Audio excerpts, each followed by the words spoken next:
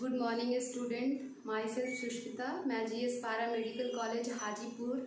तो welcome two unit blood. हम लोग ब्लड पढ़ रहे थे, ठीक है। तो पिछले क्लास में ब्लड का हम लोगों ने इंट्रोडक्शन पार्ट्स कंप्लीट कर लिया है। ब्लड में क्या होता है, ब्लड का क्या फंक्शन है, वो सब हम लोगों ने इंट्रोड्यूस में ही जान लिया था। अब इसको हम लोग देखते हैं डीपली, ठीक है। तो फर्स्ट ऑफ ऑल ब्लड में हम लोगों का पढ़ना था ब्लड का लिक्विड पार्ट्स, प्लाज्मा। तो प्लाज्मा को देखते हैं। प्लाज्मा क्या है? प्लाज्मा जो है वो ब्लड का लिक्विड पार्ट्स है। तो प्लाज्मा जो है वो ब्लड का लिक्विड पार्ट्स है। तो प्लाज्मा कितना होता है? अप्रॉक्स 55%, ठीक है। और जो ब्लड सेल है जैसे आरबीसी, डब्ल्यूबीसी, प्लेटलेट्स, वो सब जो है वो कितना है? 45%, ठीक है। तो अब देखते हैं प्लाज्मा। तो प्लाज्मा जो है वो क्या है? फ्लूइड है, ठीक है। प्लाज्मा क्या है? Liquid parts. तो लिक्विड तो फ्लूइड ही होता है ना। तो प्लाज्मा जो है वो फ्लूइड है। तो फ्लूइड जो है प्लाज्मा के अंदर 90% ही होता है। तो plasma is a fluid substance, ठीक है, हैविंग 90% ऑफ वाटर। तो इसका जो प्लाज्मा के अंदर जो है वो 90% वाटर है, ठीक है। और दूसरा है उसका 10% बचा। 90% वाटर हो गया और 10% जो है वो सॉलिड सब्सटेंस हो गया। तो अब जो है 10% में आ जाता है इनऑर्गेनिक कंपाउंड और ऑर्गेनिक कंपाउंड। तो अब फर्स्ट ऑफ ऑल हम लोग देखते हैं ऑर्गेनिक कंपाउंड कौन कौन सा होता है प्लाज्मा के अंदर। तो प्लाज्मा के अंदर ऑर्गेनिक कंपाउंड में दो तरह का कंपाउंड आता है। फर्स्ट ऑफ ऑल तो आता है नाइट्रोजन फ्री सब्सटेंस, दूसरा होता है नॉन प्रोटीन सब्सटेंस। मतलब एक ऑर्गेनिक कंपाउंड में जो होता है वो प्रोटीन नहीं होता है और दूसरा ऑर्गेनिक कंपाउंड में होता है नाइट्रोजन नहीं होता है। तो पहले देखते हैं ऑर्गेनिक कंपाउंड ऑफ प्लाज्मा। तो ऑर्गेनिक कंपाउंड ऑफ प्लाज्मा में आ जाता है एल्ब्यूमिन, ग्लोब्यूलिन, फाइब्रिनोजिन और प्रोथ्रोम्बिन। अब इसके अंदर कौन ऐसा ऑर्गेनिक कंपाउंड है जिसके अंदर प्रोटीन नहीं है, ठीक है। ये क्वेश्चन हम लोगों से एग्जाम में भी पूछ सकता है, ठीक है। तो कौन ऐसा कंपाउंड है जिसके अंदर प्रोटीन नहीं है? तो ये है नॉन प्रोटीन नाइट्रोजन सब्सटेंस। तो उसके अंदर क्या आ जाता है? यूरिक एसिड आ जाता है, यूरिया आ जाता है, क्रिएटिनिन आ जाता है, एमिनो एसिड आ जाता है और अमोनिया आ जाता है। अब जो है देखते हैं कौन ऐसा सब्सटेंस है जिसके अंदर नाइट्रोजन नहीं है, नाइट्रोजन की मात्रा नील है। तो देख उस नाइट्रोजन फ्री ऑर्गेनिक कंपाउंड में आ जाता है ग्लूकोज, फैट, लिपिड, फॉस्फोलिपिड और कोलेस्ट्रॉल, ठीक है। अब देखते हैं, ये तो हम लोगों ने ऑर्गेनिक कंपाउंड देख लिया। अब बात आती है इनऑर्गेनिक कंपाउंड की। तो इनऑर्गेनिक कंपाउंड जो होता है वो ऑर्गेनिक कंपाउंड से कम होता है। तो इनऑर्गेनिक कंपाउंड में देखते हैं क्या क्या आता है। तो inorganic compound in the plasma are sodium, potassium, calcium, phosphorus, magnesium, iron, copper. ये जो है ये हमारा जो है इनऑर्गेनिक कंपाउंड है।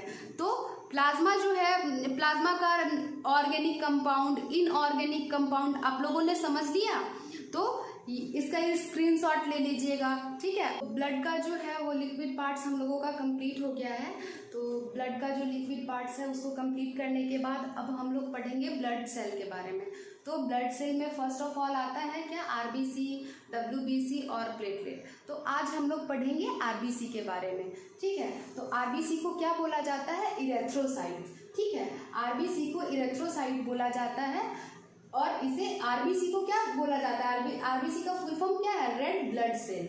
तो आरबीसी का देखते हैं कैसा, पहले उसका जो है सो शेप कैसा होता है, शेप कैसा होता है, साइज कितना होता है। तो आरबीसी का शेप कैसा होता है? डिस्क शेप स्ट्रक्चर होता है, यानी कि राउंड होता है, राउंड स्ट्रक्चर होता है, सर्कल टाइप्स और बीच में चिपटा हुआ, गोल आकार का होता है और बीच में चिपटा हुआ। तो और RBC is a bi connective cellular disc shape structure.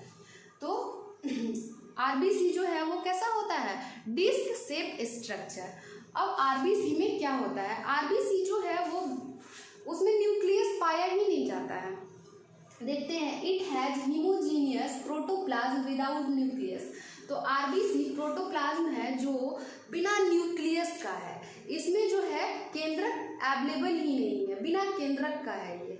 तो जब केंद्रक नहीं है तो फिर इसमें डीएनए भी नहीं होगा, क्योंकि न्यूक्लियस में ही जो है वो डीएनए होता है। तो क्या आरबीसी से डीएनए टेस्ट पॉसिबल है? बिल्कुल भी नहीं, क्योंकि इसमें जो है न्यूक्लियस नहीं है, तो फिर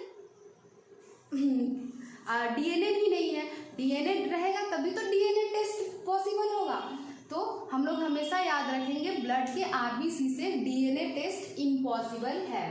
अब देखते हैं इसके डायमीटर को। तो इसका आरबीसी का डायमीटर कितना है?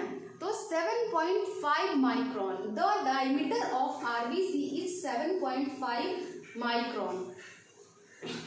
अब जो है आरबीसी का डायमीटर भी हम लोग जान गए। अब आरबीसी में क्या होता है? आरबीसी में क्या पाया जाता है? हीमोग्लोबिन पाया जाता है।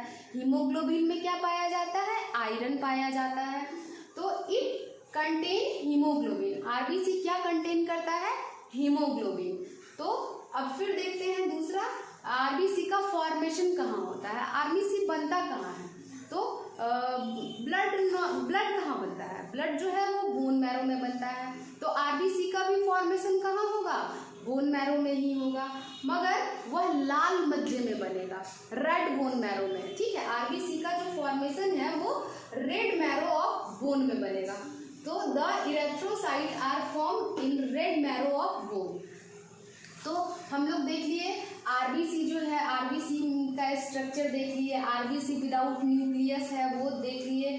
अब जो है आरबीसी के अंदर क्या पाया जाता है वो भी पढ़ लिए, आरबीसी का डायमीटर पढ़ लिए, शेप साइज सब जान गए। अब देखते हैं आरबीसी का फंक्शन। तो आरबीसी का फर्स्ट फंक्शन क्या है? हम लोग जो रिस्पायरेशन करते हैं, ब्रीदिंग है हम लोगों का, उसमें जो है वो मदद करता है। क्यों मदद करता है? क्योंकि आरबीसी में हीमोग्लोबिन पाया जाता है। Respiratory function because of the haemoglobin. अब दूसरा उसका क्या फंक्शन है आरबीसी का? डिफेंस है। हमारे बॉडी को आरबीसी सुरक्षा करता है, हमारे बॉडी को जो है डिफेंस प्रदान करता है, डिफेंस ऑफ बॉडी।